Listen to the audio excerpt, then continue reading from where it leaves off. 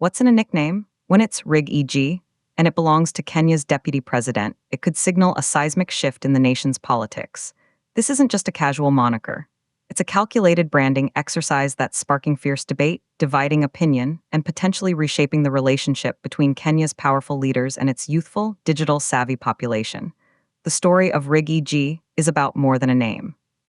It's a story of image, power, and a desperate attempt to connect in a country where over 75% of the population is under 35. Stay with us. To understand Riggy, we must first understand Rigathi Gachagua. Before his election as William Ruto's deputy in August 2022, Gachagua was a long-serving district officer and later a member of parliament for Madira.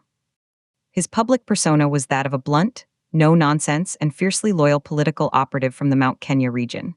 He was known for hardline stances, not for viral social media appeal. His political brand was traditional, built on grassroots networks and ethnic calculus. The nickname itself emerged organically from online spaces, a playful truncation used by some netizens. But the critical turn came in late 2023 and early 2024. Facing a complex political landscape, including perceived tensions with President Ruto, a demanding economic crisis, and the need to build his own national profile, Gachagua's team made a deliberate decision. They chose to embrace and officially sanction Riggy. This wasn't an accident. It was a rebranding strategy. We've seen political rebranding before, but rarely at this level in Kenya. It echoes a global trend where politicians attempt to soften their image through relatability. However, in Kenya's context, it collides with a deep-seated expectation of formal dignity from the office of the deputy president. The key players here are Gachagua and his communications team, the digital creators and influencers who amplify the brand, a skeptical political class, and ultimately, the Kenyan public who are the target audience. The timeline is marked by key moments: the gradual adoption of the name in his social media bios, its use in official but informal communications, and the moment it crossed over into mainstream political discourse, becoming a point of contention in parliament and talk shows.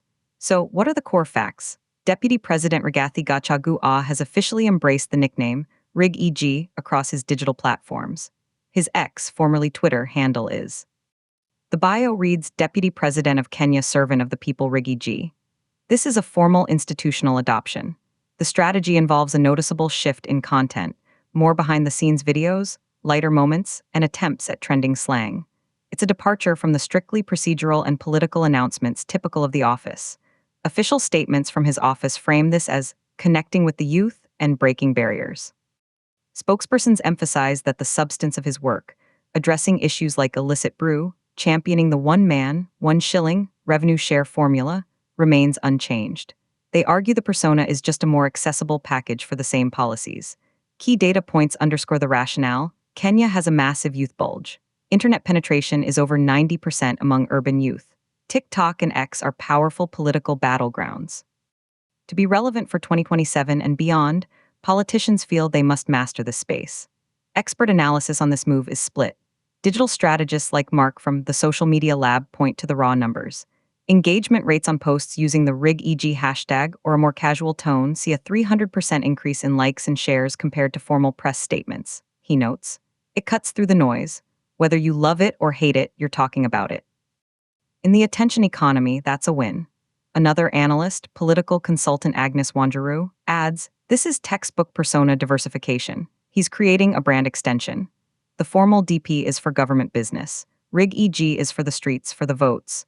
It's an attempt to build a direct, unmediated connection with a demographic that feels alienated by traditional politics. But the strategy is not without its immediate pitfalls. The embrace of informality has led to moments that critics pounce on as undignified. A video where he jokes about a matter of serious public concern can be clipped and used to accuse him of triviality. The line between relatable and ridiculous is perilously thin, and the opposition is watching closely. The different perspectives on Riggy reveal Kenya's political and generational fissures.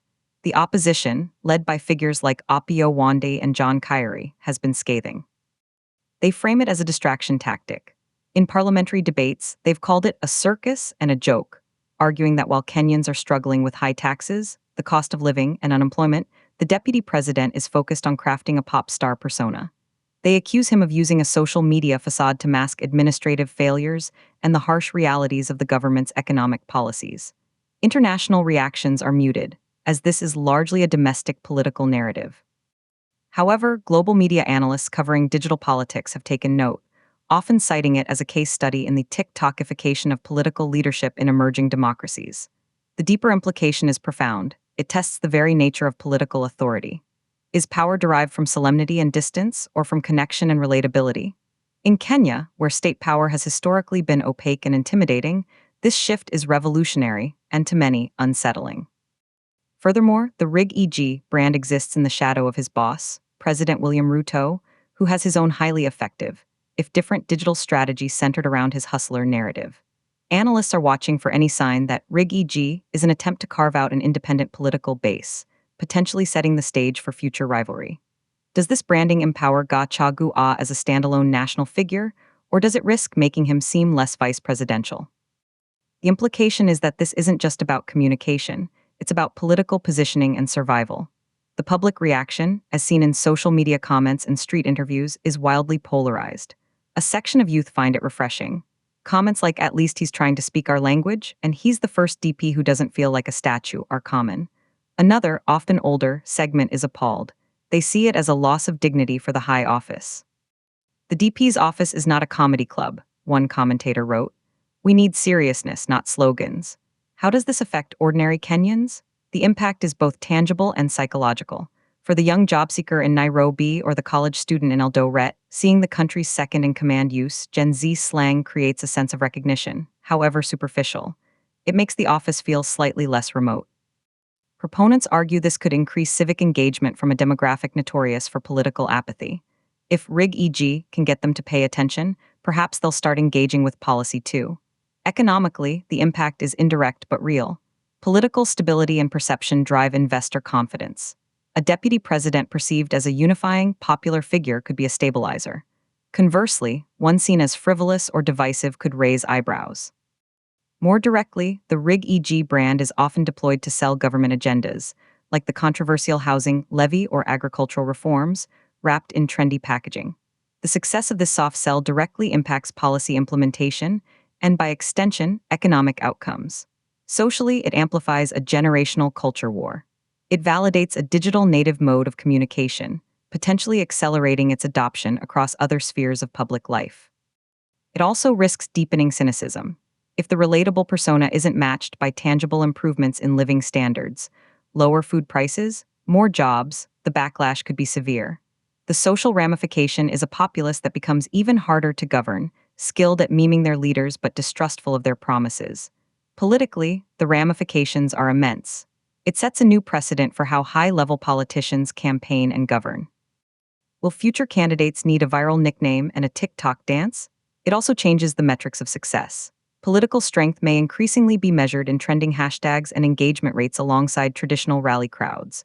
What happens next? Watch for whether this strategy migrates from online to offline, influencing his public speeches and official events. Watch the polls in his Mount Kenya heartland and among youth nationally. Most crucially, watch the dynamic with President Ruto. Any perceived overreach of the Riggy brand into independent political territory will be the ultimate test. What are the experts saying? Dr. Wambui Mwangi, a political scientist at the University of Nairobi, offers a cautious analysis. This is a high-risk, high-reward strategy. The reward is a durable, personal brand that could survive political turbulence. The risk is that it reduces a complex political figure to a caricature. In Kenya, where politics is often a matter of life and death seriousness, the caricature may stick in a negative way.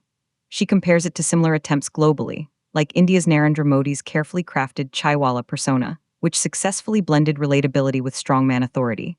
A balance Gachagua is still striving to find. Digital culture expert Brian Eckdale draws a comparison to the rise of celebrity politics in the West, but notes a key difference. In the US, a figure like Trump used Twitter to bypass media, but it was confrontational. Riggy seems aimed at affection. He's trying to be liked, not feared. The question is whether Kenyan political culture, built on strong patronage and sometimes intimidation, values being liked by the youth enough to convert that into real power.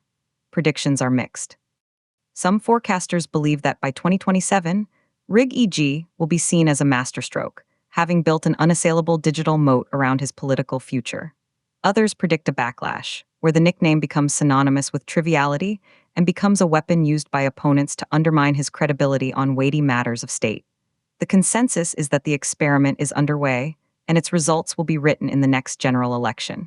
The key takeaway: Riggy G is more than a meme. It's a live political experiment testing the future of leadership in a digital age. Will relatability trump dignity? Can a viral persona deliver real-world results? Watch this space. The evolution of this nickname will tell us a great deal about where Kenyan politics is headed. What to watch for the next major crisis? Will Kenyans turn to Riggy G or demand Deputy President Gachagua? The answer will define his legacy. Subscribe to Kenya News Update today for more breaking news.